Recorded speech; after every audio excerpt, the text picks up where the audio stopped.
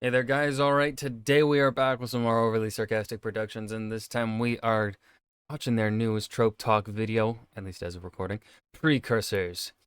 I am a fan of this trope. I love discovering ancient civilizations. It's always so. It's just a good time discovering what was lost, like in Mass Effect, the original trilogy, and even in Andromeda. Though I think they did drop the ball in Andromeda with the precursor sites. Um, it like the idea very unique, very neat, right? These are the precursor sites that we are exploring.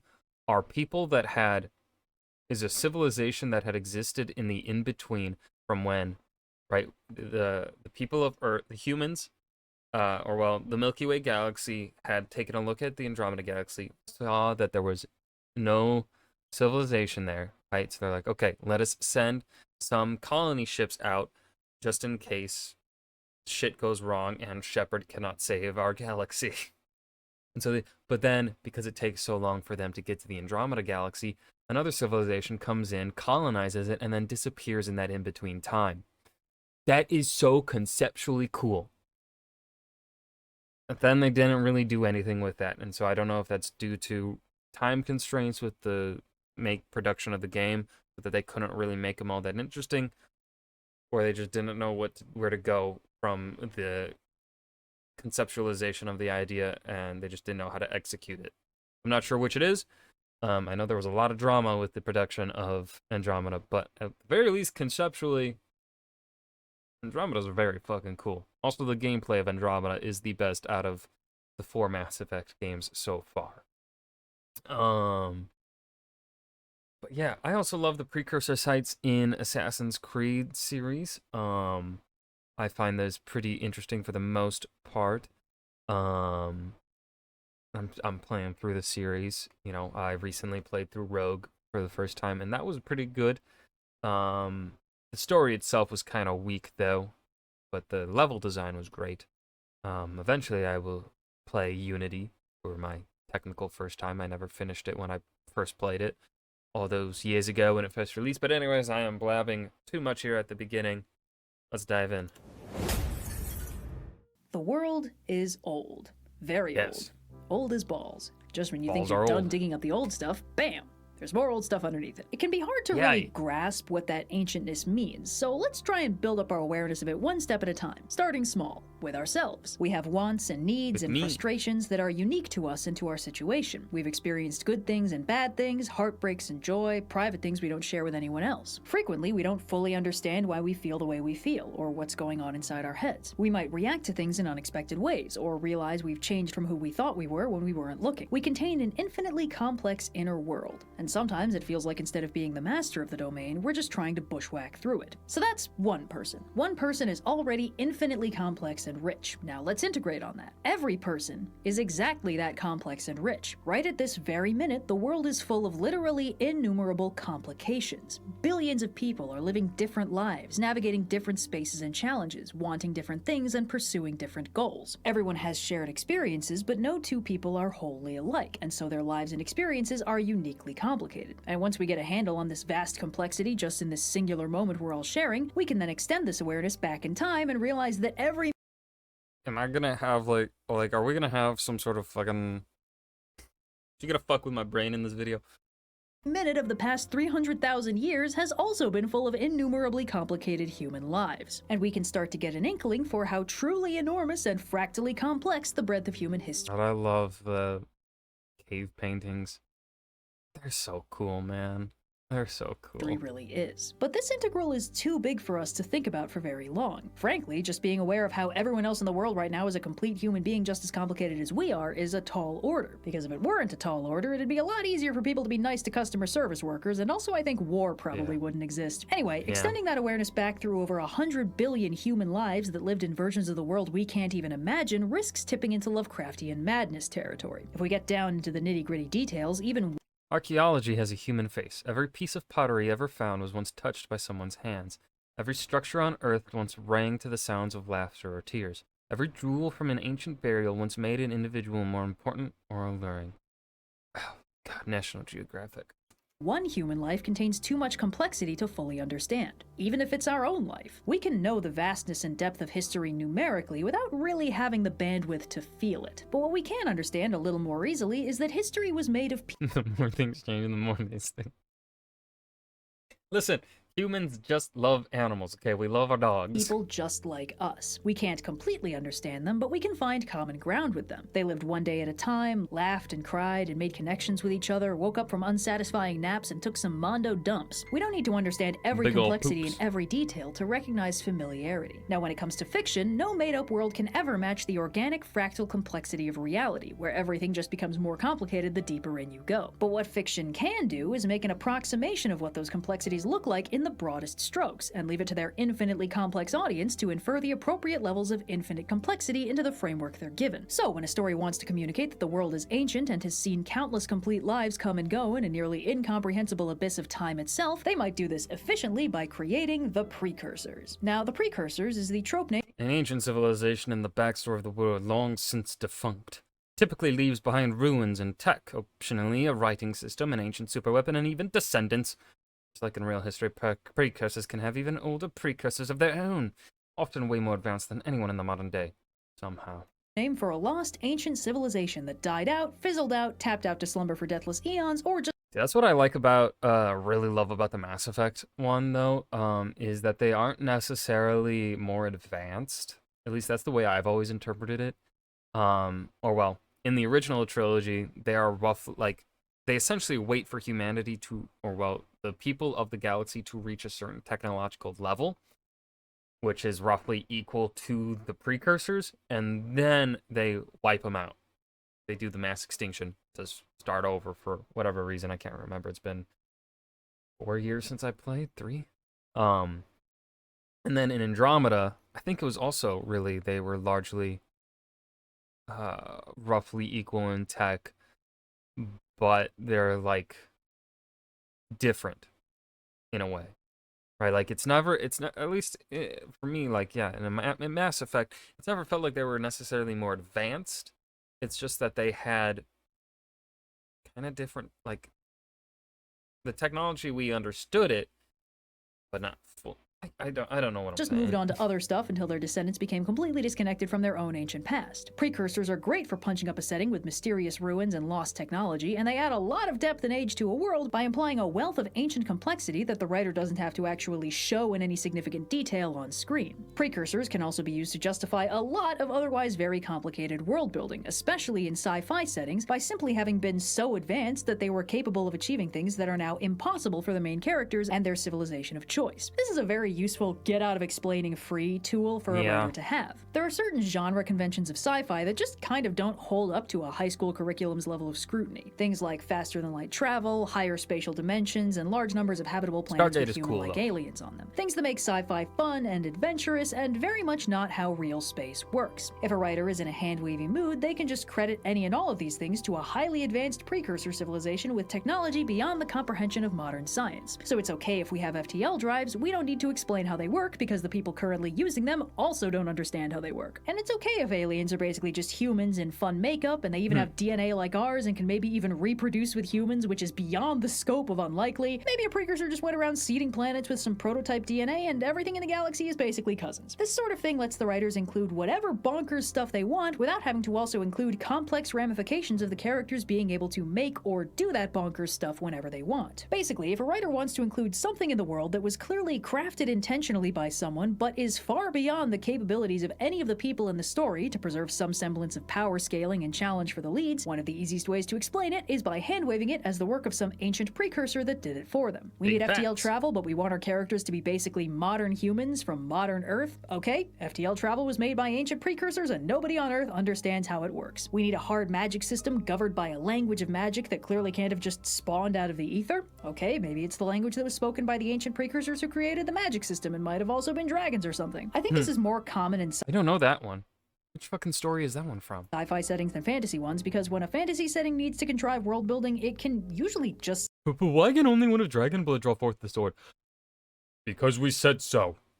Shut up. say that the gods did it that way. They're basically filling the same function as ancient precursors without leaving behind nifty ruins and highly advanced tech most of the time. This is, however, one of the easiest ways to work in automatons or machinery in a fantasy setting that otherwise does not have it. It's just the ancient work of an ancient precursor civilization that figured out how gears work and then exploded or something. By their very nature, the precursors usually just shape the setting and background of the world they're in. They're strictly past tense, and since they can't generally actively participate in the story, their influence is limited to just providing set pieces and plot devices for the characters to deal with, and how that influence plays out can vary a lot and depend on what they left behind. The concept of the precursors is pretty vague, but one major factor in the vibes of a given precursor civilization is the question of what exactly happened to them. Most real-world ancient civilizations didn't end overnight. Wars and disasters are common, but total extinction is very rare. Civilizations in a given location will usually just sort of peter out as the environment stops being ideal for sustaining the needs of the population, with later generations abandoning unused buildings or migrating to more ideal.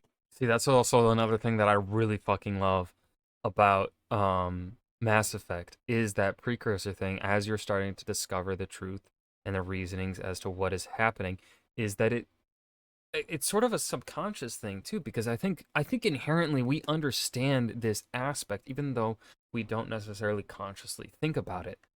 We understand, right? Like, if events lead to places being just completely abandoned and humanity just not going back to them, humanity would not be living in the places that we live today, right? And so it is exceptionally rare for us to be to us to completely abandon a place, or eventually we abandon it for a time, but then we go back. And so, like, rarely mass extinctions are true mass extinctions, right? They wipe out a bunch of life, but not all of it. And so you're kind of wondering, when Mass Effect, the reveal in Mass Effect starts happening and you start uncovering more, or like, one of the questions, at least I kind of thought about, is like, so this is a precursor thing, but what happened to them? Where did they go? Who built this, right? And you're kind of subconsciously thinking, like, maybe a little bit, you're doubting it because you're like, something's up. There's something wrong here, but I can't figure out what is wrong. And then the game starts to tell you. The original Mass Effect trilogy is so good. Locations, leaving formerly useful construction to lapse into a ruined state. This sort of slow transformation from one civilization to another is probably the most common way a society can end in the real world, but it's very rare in fiction, probably because it's complicated and boring. The precursors are designed to be an open question mark in the world, a place where people used to be but aren't anymore. There's questions implicit in that and answers hidden in the designs of the ruin. And I also think that it adds a lot of stake and drama, because I think a lot of the time with precursors, what people end up doing, using them narratively for, is to show as a parallel to the modern people, our protagonists. And so as they uncover things about the precursors, they are revealing information that the precursors were doing, and we're like, wait a minute, our protagonists are going through that same thing. So having the precursors then completely wiped out, what that will do to us narratively is it raises the stakes and makes us worry for our protagonists. That's largely where I think its narrative purpose is. And of course, yes, it is also hard and very difficult to write the realistic scenario of a precursor civilization, right? They won't be all wiped out. But, like, you'll want the tension, and so you're going to wipe out the precursors entirely. The function of the technology, the records that might have survived. This is also something that appeals to real-world archaeologists, treating the past like an endlessly deep stack of mysteries to solve. But writers can build their worlds to make these mysteries appealingly dramatic and clear-cut in a way that's not common in real-world history. So when the question of what happened to the precursors comes up... Wouldn't you like to know the disappearance of the precursors is an enduring mystery with no answer? An easy way to hook in academics and explorers to go investigate risky ruins. Often has an intentional twist of eldritch horror at the unknown. There's usually a pretty short list of answers. The easiest answer, of course, being no one knows.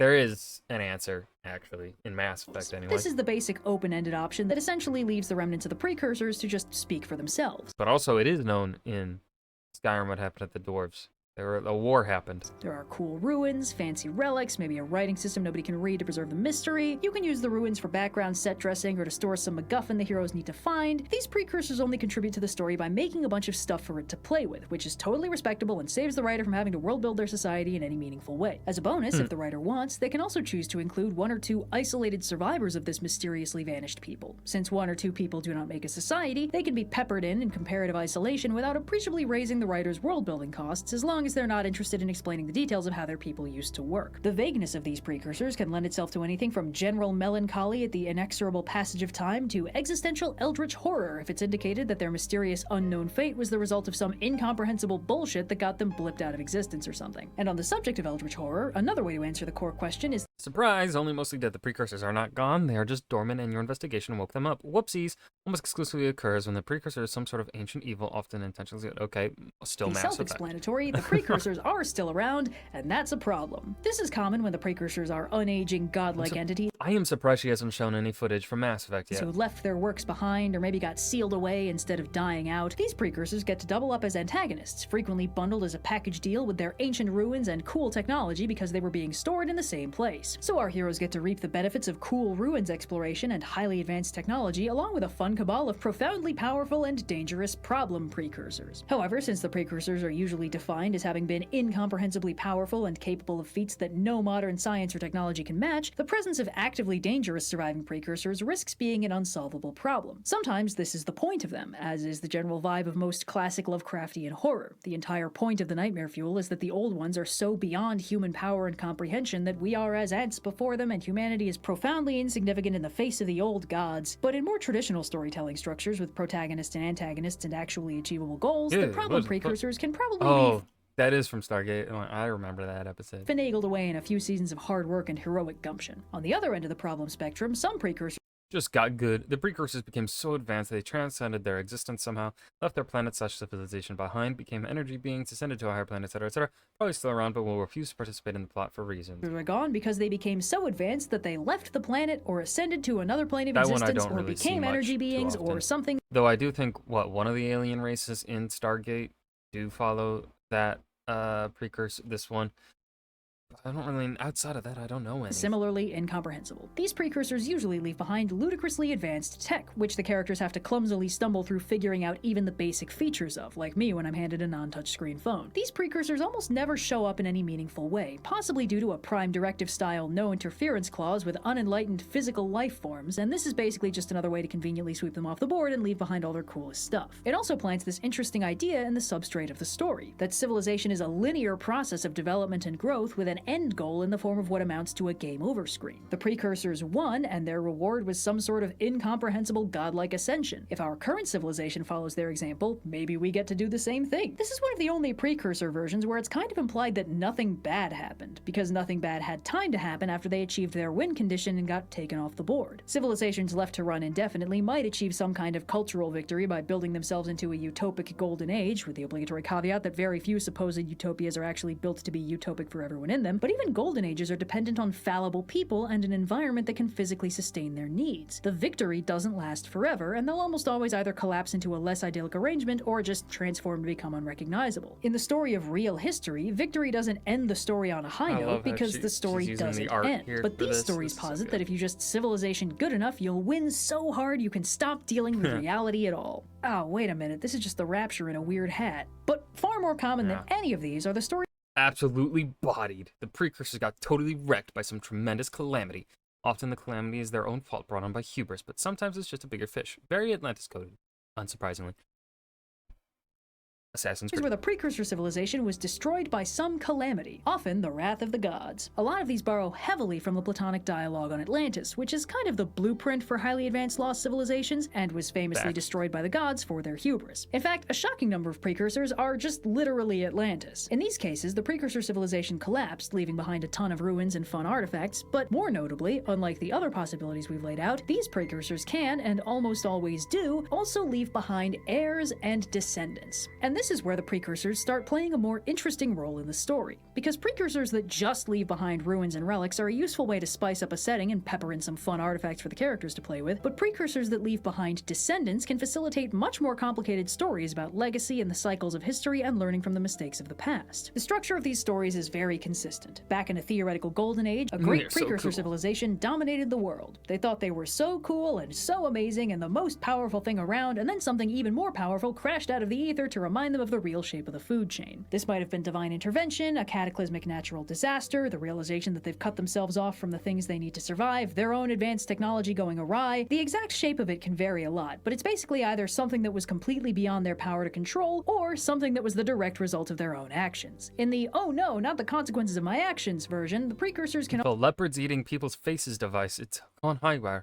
Oh my god, there's no way. also potentially contribute one more story element, a problem. Maybe the Precursors built a weapon, or genetically engineered a tool, or turned themselves into something wonky, and the unintended consequences didn't just destroy them, they also stuck around to destroy a bunch of other stuff. This has a very fun layer of existential dread that even the Lovecraftian Great Old Ones don't match, because it basically asks the question, if the godlike beings that created this threat couldn't stop it, what are we supposed to do? It's like that philosophical question, could God create a rock so heavy he couldn't lift it? Only the answer is, yeah, and it killed him. It's kind of the worst case scenario answer to the question implicit in the trope if they were so advanced. Oh, Horizon Zero Dawn is so good. Literally perfect. What happened to them, and it really communicates the potentially apocalyptic scale of the threat. Whatever the problem is, it already ended one better equipped and better armed civilization, so if our heroes don't figure out how to handle the problem, the good news is they're not going to have the problem for long. But this is only an issue for settings where the Precursors' downfall outlasts the Precursors themselves. That's not always the case, especially in the more Atlantis-inspired ones where the Precursors got too hubrisy and exploded about it. Sometimes the only thing the Precursors leave behind is a cautionary tale and a small handful of descendants to take it to heart.